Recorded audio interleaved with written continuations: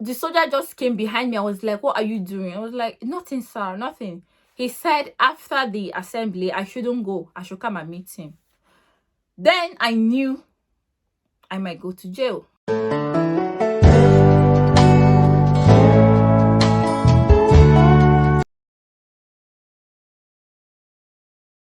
Hi guys, welcome back to my channel. It's your girl here again, Peppy. To all my new subscribers, I said thank you guys so much for subscribing to my channel, and to my oldies, I thank you guys always for the support. And if you're just coming across this video, please subscribe and don't forget to turn on your bell notification button so you'll be notified whenever I upload new videos. So guys, onto this video, I'll be telling you guys how they almost locked me up in Obodundausa. So after the university and the graduation and everything, we are waiting to be posted, right? And most people always work out their posting stuff and all that, but I didn't, because I already had my court marriage. So I know that wherever they post me, even if it's a very far place, I will always come back to serve wherever I want to. And I always pray they don't post me to the north. So for most of you who are not from Nigeria, in Nigeria we have 3 tribes: the Igbos, the Hausas, and the Yorubas, right? So the Hausas are the northern people. So after school, during the youth service, they always post the eastern people to the northern side, while the northern, most, not all, while the northern people come down to the east, at least to learn each other's culture and sometimes a little bit of their language. So it's always like that. And because of the crisis in Nigeria, or because of the things going on, people don't always like to be posted to the north for now. So during our posting, I always pray that they don't post me to the north, like, because even if they post me, I know I will come back, but I don't want to go, and the north is very far. It's a very far journey. So when my posting letter came out, lo and behold, I was posted to Nassarawa state, the northern part of Nigeria. God, I was like, so I'll go to, and mind you, I've never ever been to the northern part of Nigeria ever. So, and I was like, geez, how do I do this? When I got home, my parents were a little bit scared, you know, me going alone to the northern part of Nigeria to serve. It's really like, but there's nothing we can do about it, so I have to go. So we started preparing things for the travel, buying my white can, white socks, white up and down, and everything that we were supposed to get for the travel. So on that day, when we got to the bus stop, because I used God is Good, I don't know if you guys know this transport company. It used to be a very good, I don't know if it is still now, but it's a very good transport company and very safe, like very good and very safe, and quite expensive then. I didn't fly to the north. So when I got to the bus station, so I met few of my schoolmates. I think I saw 2 people and some other students from another school who were posted to the same place, to Nassarawa. So it became a little bit fun and lighter. At least I'm not the only one traveling. So we, you know, my mom drove me to the park, and we had to get in contact with people traveling to the same place with you. You know, we mingle, exchange pleasantries. I'm going to Nassarawa, you're going to Nassarawa. Oh, then we set for the journey. It was a very long journey, the longest I've ever made in my life. It was so long. Finally we got to Abuja, and mind you, I've never ever been to Abuja in my life. It's such a beautiful place. It's just, we just passed by Abuja. I didn't really get into the city, we just passed by, but what I saw was beautiful. The journey continued. We left from the east around 6-7 and got to Nassarawa very late in the evening, let's say 5-6. So it was a very long journey. Like, my body, my ass was paining me from sitting down. And sometimes, like, the bus stops at interval, we get food, you eat, you stressing yourself out. So it was really, really nice. So when we got to Nasarawa, finally, like I was so happy. We made it. And then I think we took another bus that took us to our camp. When I got to the camp, I was like, so I'm going to be a copper. Like, I'm going to be a copper in few minutes. I can't wait to wear that uniform. Like, because in Nigeria, after school and everything, another pride you have at 7, like being a copper, you on that uniform, like, it's like, even when people see you on the street in Nigeria wearing copper uniform, they'll be like, hey, copper Sean, copper Sean. Like, your head will now swell like this, like a graduate. Like, it's so fun. So when we got to Nasarawa, there was a long queue. People were much. There were much of students there. We waited. We got our uniform that same day.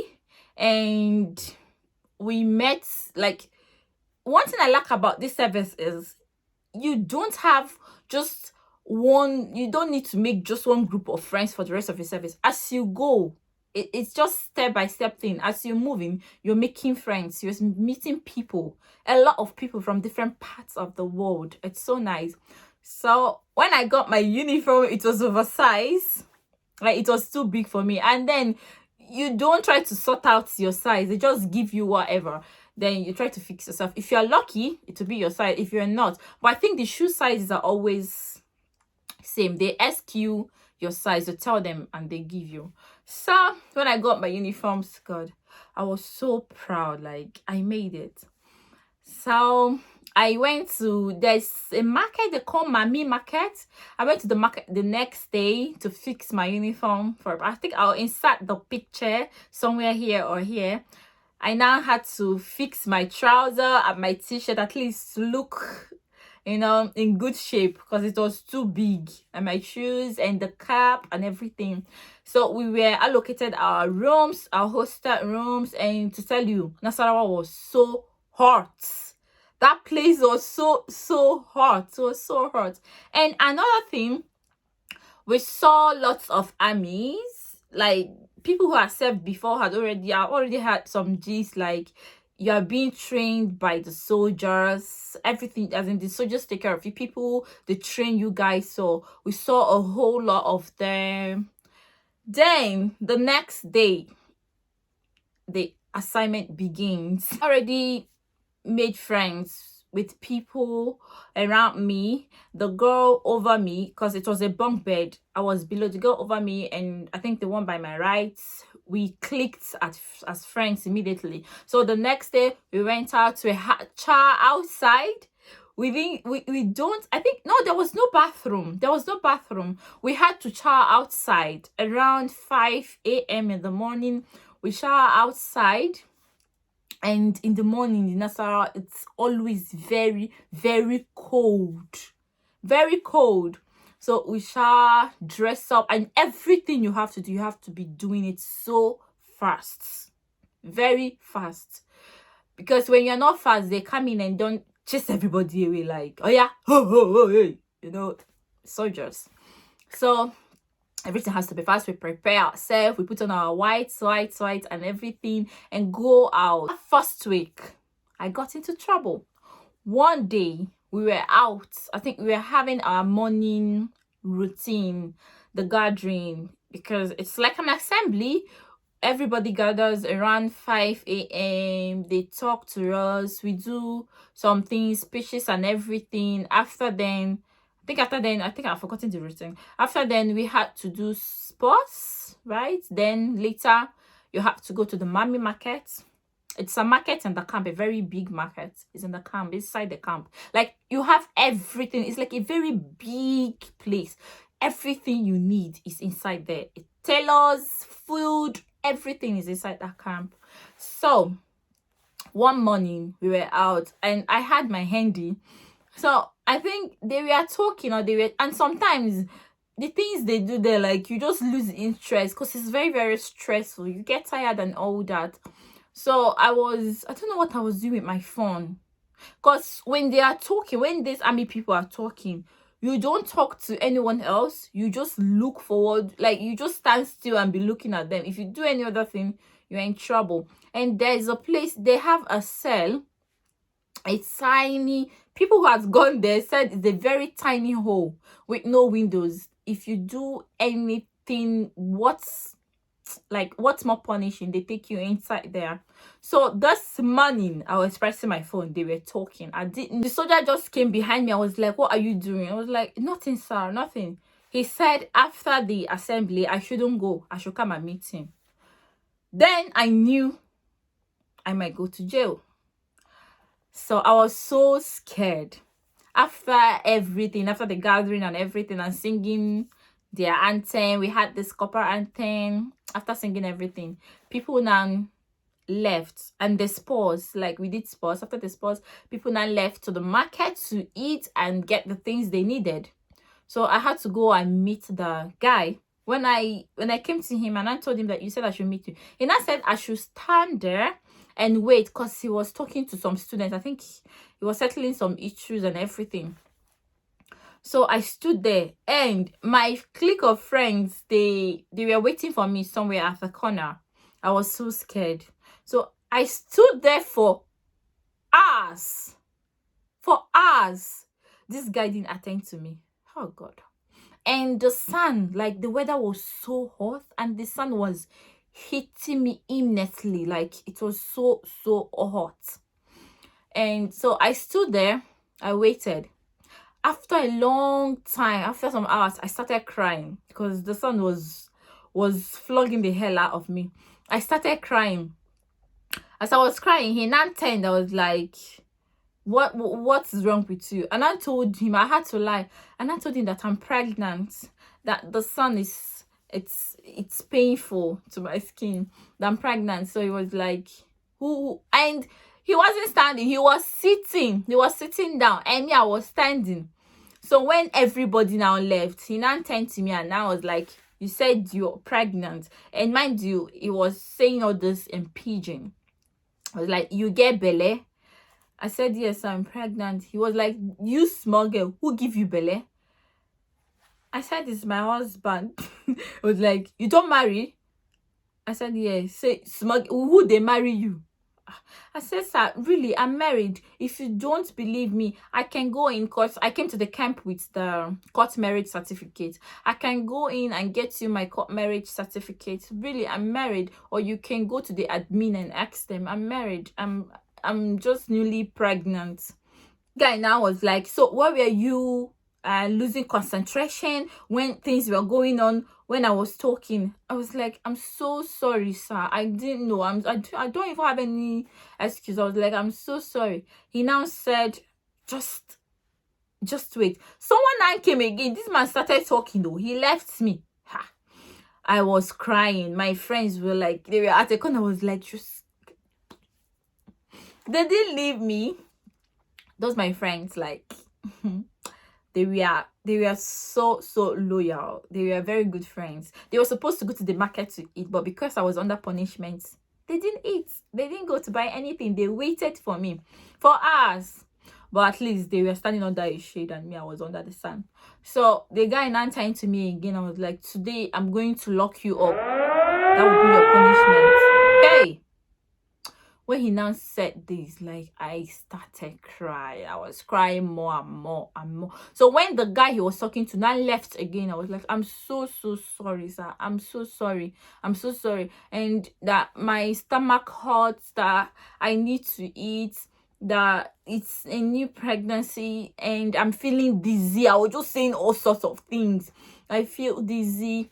The guy now said, I don't care. I don't care. You go enter the set today. You go there today. Next time you go no say. You go. I forget what he was saying. God, I was crying. At a point, I just stopped begging this man. He now turned again and said, "You just said you don't marry." I said, "Sir, really, I'm married and I'm pregnant. I'm newly pregnant." So the guy was like, "Okay, oh yeah, they go, but be careful next time. No do I make it." Hey. God, said thank you so much. In my mind, like I was before he forgave me, I was already like, I was ready to go to jail. I was cell, we call it cell, not jail anyway. I was already, as in, I've prepared my mind. I was imagining what that room really look like, me sitting in a tiny room without windows and everything. Good, how will I feel there? Well, like, I was so scared, and they said it was a dark room. I was so scared. So he forgave me. I now ran back to my friends and I told my friends what this guy said. I almost went to jail. My friend was like, you're lucky and you need to be very careful. Oh, since then, as from that day onwards, like, I never ever got into trouble. I tried to avoid every trouble. Like, I just respected myself, knowing fully well that once this camping thing is over, I'm going back to where I came from. I'm going back to the east. I was so like careful. So after that day, he became my best friend. I'm going to put a picture here.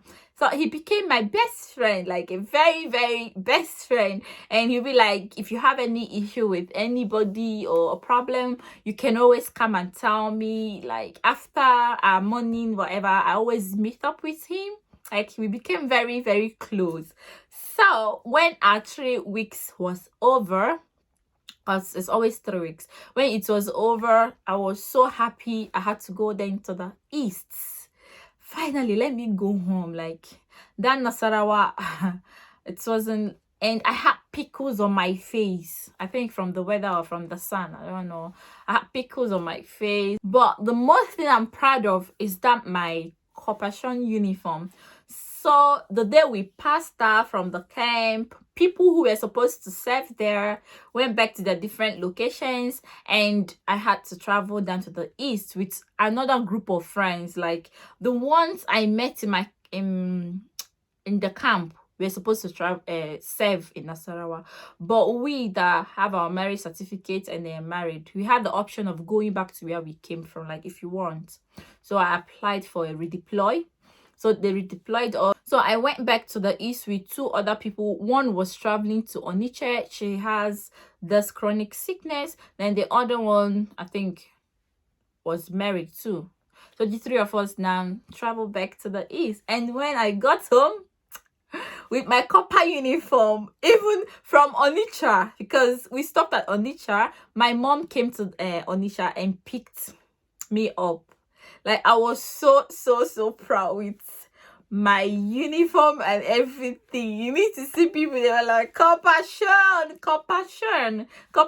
But I really like the experience I had in NASSARAWA. Though I never wanted to serve there, but I love the experience, like the food, the language, the people. It was really nice. But that place is really hot.